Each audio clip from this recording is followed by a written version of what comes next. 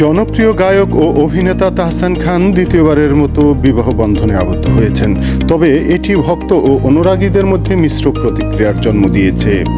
তাহসানের নতুন স্ত্রী রোজা আহমেদের একটি সামাজিক মাধ্যমে পোস্ট নিয়ে শুরু হয়েছে তীব্র সমালোচনা। রোজা তার পোস্টে লিখেছেন, আমি এমন একজন পুরুষ খুঁজে পেয়েছি যিনি শুধু চেয়েছেন বিশ্বাস, সম্মান এবং বন্ধুত্ব। আমি প্রতিজ্ঞা করেছি তাকে এই সব কিছু দিয়ে ভরিয়ে দিতে।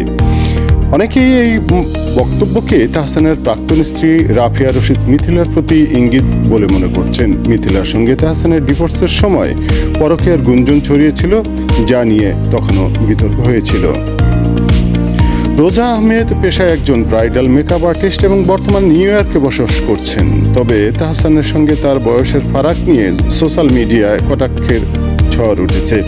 অনেকে মনে করছেন এটি তারকা দম্পতির জন্য একটি অসম সম্পর্ক।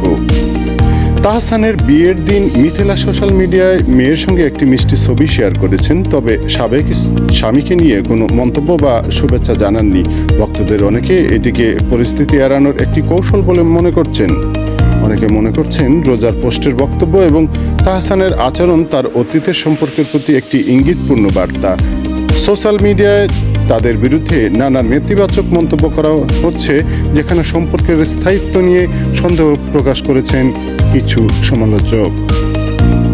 তাহসানের নতুন অধ্যায় শুরু হলেও এটি বিতর্কের বাইরে থাকেনি। ভক্তদের একটি অংশ তার সিদ্ধান্তকে স্বাগত জানালেও অনেকে এই বিয়ে নিয়ে নেতিবাচক মনোভাব প্রকাশ করেছেন। নতুন জীবনে তাহসান কতটা সফল হবেন তা সময়ই বলে দেবে। Golam Rabbani tuple, Voyager multimedia.